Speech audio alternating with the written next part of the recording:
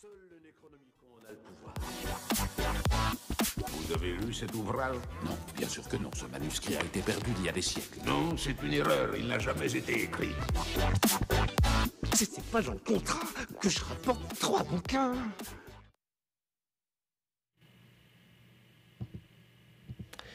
Maurice, après Charlie Chaplin et ses temps modernes, toi tu nous présentes les temps ultra modernes de l'excellent Laurent Genefort, un roman paru en 2022 aux éditions Albin Michel dans la très bonne collection Imaginaire.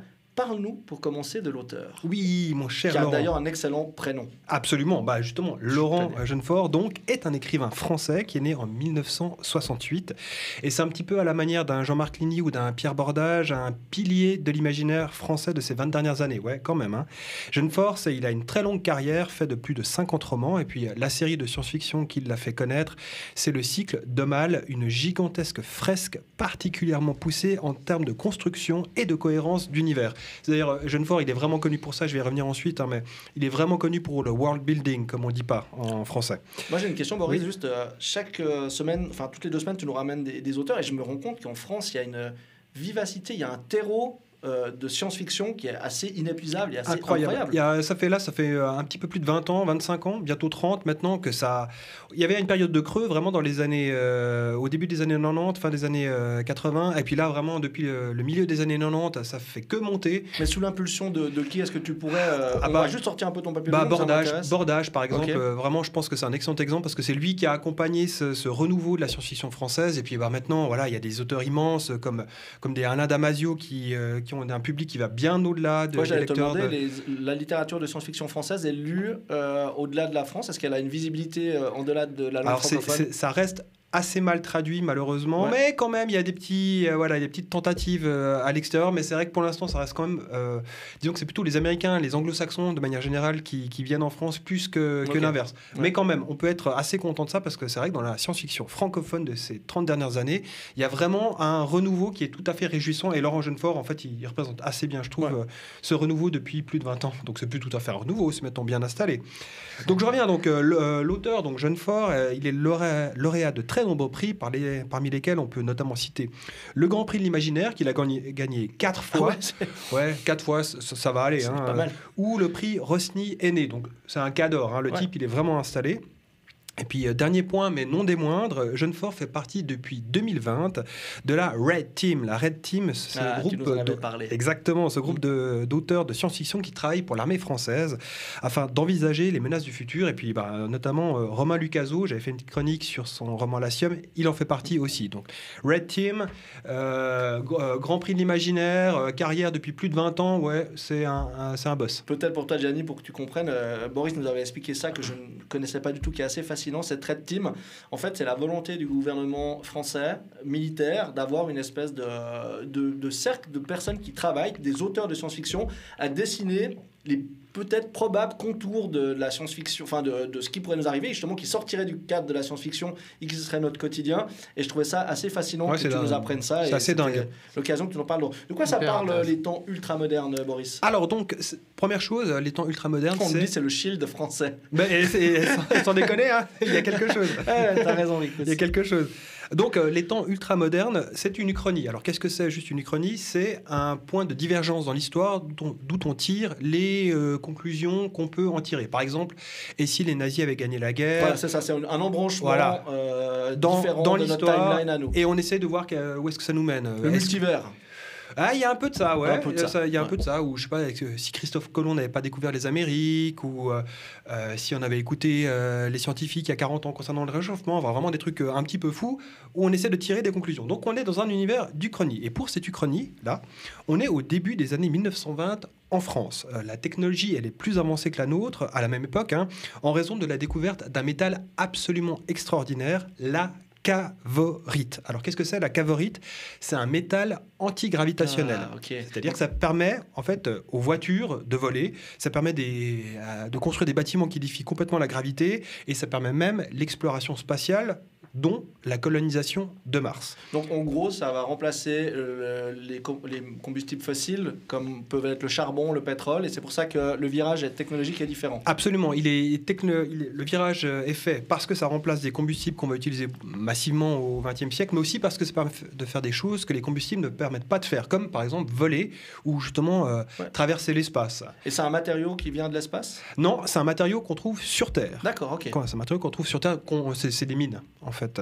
Et puis alors juste pour finir là-dessus, la cavorite c'est une référence à G. Wells, vous savez, le père de la guerre des mondes, dans son roman Les premiers hommes de la Lune. C'est un roman de 1901 où le héros en fait de l'histoire il s'appelle Cavor. Alors ne demandez pas plus parce que j'ai pas lu le bouquin, mais en tout cas c'est une référence à ça. Et donc dans le roman, dans les temps ultramodernes, on est dans un Paris des années 1920 qui est secoué par les grèves. Ah tiens donc, ouais. Paris secoué par les grèves. Ouais, c'est dingue. Hein. Non mais ça de nouveau, c'est vraiment la science-fiction. On sent la rythme, hein, vraiment la prospective de fou. Donc un Paris de 1920 secoué par les grèves, les schismes artistiques, les montées des extrêmes gauches et des extrêmes droites, la pauvreté et les petites trahisons entre nations européennes. Mais tout cela va être chamboulé parce qu'il y a une nouvelle découverte de la célèbre Marie Curie qui vient secouer l'opinion publique et celle des États. La cavorite. Il y a des personnages vrais. Oui, bien sûr. On va jouer avec l'histoire. Hein. Comme dans toutes les uchronies, on reprend les personnages historiques. Mais qu'est-ce qu'ils auraient fait ? Qu'est-ce que Marie Curie aurait fait si elle avait découvert la cavorite ? Elle l'aurait étudiée, évidemment. Donc, qu'est-ce qu'elle fait comme découverte là-dessus ? C'est que la cavorite a en réalité une durée de vie limitée. Et ouais, c'est pas éternel. Et le métal va bientôt devenir donc une ressource qui sera d'une importance extrême pour le monde. Et ce sera un des ingrédients essentiels des colonies terrestres et martiennes des empires européens. Donc évidemment, tout le monde va se mettre à se battre pour posséder cette cavorite. Alors bon, de nouveau, hein, une ressource indispensable au monde qui vient à manquer. Bah là, on est vraiment dans la pure science-fiction spéculative. Alors, où est-ce qu'il va chercher ça, ce Laurent ? C'est fou, hein, quand même. Toute vraisemblance ou toute similitude avec notre monde. Rien, non, mais fortuite. Complète. Dans cette uchronie, qui fleure bon le steampunk, ou plutôt le cavorite punk, pour le coup, on va suivre le destin d'une demi-douzaine de personnages qui sont tous hauts en couleur. Alors on va voir l'inspecteur à une semaine de la retraite, l'institutrice de campagne qui se retrouve pour la première fois dans la métropole, l'artiste raté mais très très amoureux, la journaliste scientifique et même un médecin dément façon Dr Mengele. C'est vraiment très très sombre. Ah, et puis il y a un dernier personnage qu'il faut surtout pas oublier, qui est très important dans le récit, c'est un Erlor, c'est-à-dire un martien. Alors là, dans ce récit, les martiens ils ressemblent un petit peu à des vampires, à des humanoïdes glabres, avec des ailes de chauve-souris et des grands yeux comme des soucoupes. Et apparemment, il s'agit donc dans les yeux. Ouais, exactement, grands yeux noirs comme ça. Apparemment, il s'agit d'une référence au roman Les prisonniers de la planète Mars de 1908 et La guerre des vampires de 1909. C'est des romans de Gustave Le Rouge. Et là non plus, j'ai pas lu, donc m'en demandez pas plus. Mais de nouveau, je trouve ça plutôt sympa en fait d'inscrire ce roman dans une tradition de la science-fiction francophone qui est très très ancienne, bien plus ancienne qu'on le pense d'habitude. Ces martiens, ils sont doués de parole, ils sont capables d'apprendre, ils sont capables d'émotion, mais ils sont traités comme des animaux par les humains. Et là, de nouveau, on a une référence qui est assez claire en fait sur la façon dont l'Occident avait de traiter ses colonisés au début du XXe siècle ou au XIXe siècle. Voilà, le parallèle est assez vite fait. Tous ces personnages, ou presque, vont se croiser dans ce roman polyphonique qui va nous faire vivre une aventure tout d'abord qui sera très parisienne, pour ensuite nous emmener finalement sur Mars. On a donc dans ce roman la science-fiction, évidemment, mais aussi de l'aventure, de l'action et de la réflexion. Parce que, vous en doutez bien, toutes les thématiques qui sont abordées font non seulement écho à notre passé, mais également à notre présent et peut-être même à notre futur. Donc vraiment, c'est la bonne science-fiction qui s'inscrit dans le temps, dans notre temps. Le tout est dans un environnement plus vrai que nature, mais vraiment, ça c'est un truc qu'il faut souligner, c'est d'une parfaite cohérence, ça fourmille littéralement de 1000 détails qui rendent cet univers uchronique parfaitement vraisemblable d'un bout à l'autre. L'auteur a même fait paraître gratuitement sur Internet un ouvrage intitulé « Abrégé de cavorologie ». C'est un faux traité sur la cavorite, c'est dire, s'il pousse loin, la cohérence. Ok, ça donne vraiment envie. Même si j'ai déjà ma petite idée, pourquoi il faut le lire, Boris ? Alors, j'ai signalé en introduction, mais je vais quand même revenir dessus. Laurent Jeunefort, vraiment, c'est un maître absolue en world building, en construction d'univers. On y croit d'un bout à l'autre. Donc tu C'est veux sans dire que fausse la note. cohérence, elle est totale. C'est-à-dire qu'aujourd'hui, ce monde-là, il est quasiment, tu pourrais le prendre, le maqueter et il fonctionnerait. Il a En mis jeu sur vidéo, pied, en roman, Voilà. en jeu de rôle, politiquement, tout. religieusement, tout technologiquement. fonctionne et surtout tout fonctionne sans que ce soit forcé. Je trouve que c'est vraiment la marque d'un grand écrivain, d'un grand constructeur d'univers, c'est que il n'est pas en train de nous asséner des connaissances au fur et à mesure, d'accumuler des trucs où voilà on assimile plein. Non, tout est normal, tout est naturel. C'est tellement logique tout ce qui se passe qu'on n'a presque pas l'impression en fait quelquefois d'être dans la science-fiction. Même quand on va sur Mars, c'est dire. Donc ça, c'est vraiment, je trouve, un aspect qu'il faut vraiment souligner parce que c'est vraiment extrêmement bien fait. Mais enfin, il y en a d'autres que je trouve très intéressants. Il y a déjà une multiplicité qui est très, très stimulante, je trouve, des thématiques. Alors, je vous en ai sorti 2, mais il y en a beaucoup d'autres qui sont très intéressantes. Premièrement, la cavorite. Ça c'est vraiment ça, c'est la bonne idée, quoi. C'est vraiment le matériel extraordinaire quand on pense une utilisation aussi poussée, aussi loin que Genefort le fait. Lui, c'est pas juste, on a de l'uranium et puis on fait des bombes. Non, il utilise ça partout dans son univers et on comprend qu'en fait, c'est structurant, un petit peu comme le pétrole, par exemple. Imaginez un monde sans pétrole, ça va pas être la même chose. Alors, justement, ça peut être vu comme le pétrole, c'est le truc, la première chose auquel on pense, mais on peut aussi très bien le voir comme ces fameux terres rares, ces fameux métaux très difficiles à extraire qui sont absolument indispensables à tous nos appareils électroniques et comme par hasard, qui vont bientôt manquer. Donc, petit parallèle peut-être de science-fiction aussi intéressant. En 1920, quid de la guerre du coup ? Alors là, c'est la montée des nationalismes, c'est la montée des anarchistes avec les bombes. Là, on sent que c'est en train de bouillonner de nouveau et on a... Mais à une échelle plus géopolitiquement, genre d'un côté les Européens, ou est-ce qu'il y a quand même les Allemands, il y a quand même... il y a les empires coloniaux, justement, avec les Allemands, avec les Anglais, avec les Français. Mais en plus, ça va se déplacer sur la Lune et surtout sur Mars. Où ça va commencer à coloniser Exactement. Ça devient des enjeux, d'avoir des colonies là-bas. Mais sans cavorite, impossible d'avoir des colonies. Donc, vous voyez un petit peu la difficulté. Et puis, justement, la colonisation, c'est aussi, je trouve, une des thématiques qui était vraiment intéressante dedans.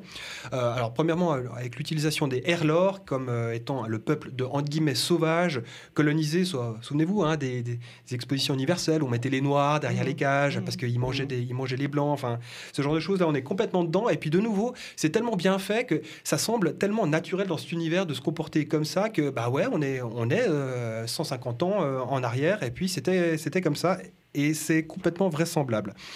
On commence d'ailleurs avec cette histoire de colonisation plutôt au côté 19e, début du 20e siècle, mais ça évolue, et on va finir sur des camps de sinistre mémoire. Je ne veux pas vous spoiler, mais il y a vraiment une évolution de ce point de vue-là, mais on sent que c'est un petit peu toujours les mêmes qui dominent le truc.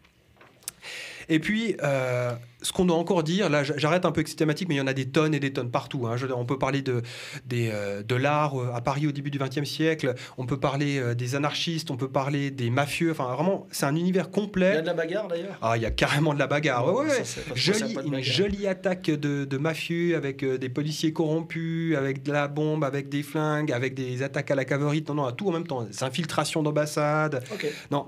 C'est très très large, je me suis concentré sur 2-3 thématiques. C'est un one-shot, complètement. C'est un seul tome. Tout est concentré, c'est tellement efficace. Vraiment, c'est un pur bonheur. C'est un pur bonheur de le dire parce que les temps ultramodernes, c'est de la littérature populaire dans ce qu'elle a de plus noble. Il n'y a absolument pas besoin d'avoir un doctorat en lettres pour lire ce roman. Ça tombe bien, j'ai oublié le mien à la maison. Donc, écoute, moi je le sors que le samedi soir pour me la jouer dans les cocktails. Sinon, j'évite.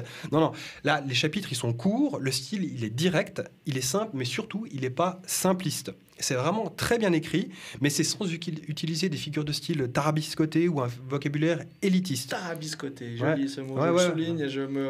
D'ailleurs, j'ai réussi à le dire sans bafouiller, mais j'ai dit élitiste c'était plus compliqué. C'est un vrai page-turner qui est vraiment renforcé d'ailleurs par la polyphonie du roman. On passe vraiment très rapidement, en fait, tout le temps, d'un personnage à l'autre. Alors, quand vous aimez bien un perso, vous le voyez peut-être un peu moins, mais à l'inverse, quand vous aimez pas tellement un personnage ou une intrigue, je sais pas si vous aimez pas trop l'intrigue politique à Paris, en fait, vous restez pas longtemps dessus, et toujours est-il que ça avance tout le temps, mais il se passe tout le temps quelque chose. C'est un vrai page-turner, on a envie de le finir dès qu'on l'ouvre. Et puis, peut-être un dernier point sur lequel je voulais revenir, la fin, elle est beaucoup plus intéressante qu'il n'y paraît. Alors, je vais pas vous divulgacher, j'aime bien ce terme, divulgacher, mais je vous avoue, j'étais d'abord un petit peu déçu par cette fin, parce que je la trouve un peu rapide. L'univers était tellement foisonnant que là, ça s'arrêtait un peu vite, sur peine une vingtaine de pages. Je trouvais ça un petit peu déçu, mais finalement, J'ai trouvé que c'était une fin qui était beaucoup plus vraisemblable que l'assaut du château maudit où il y a le méchant, puis en fait on s'échappe en zeppelin. Et c'est ça, puis nous, mais on s'échappe in extremis en faisant tout péter derrière nous, mais surtout pas en se retournant, parce que sinon ça gâche l'effet. Enfin, là, il n'y a pas du tout ce genre de choses.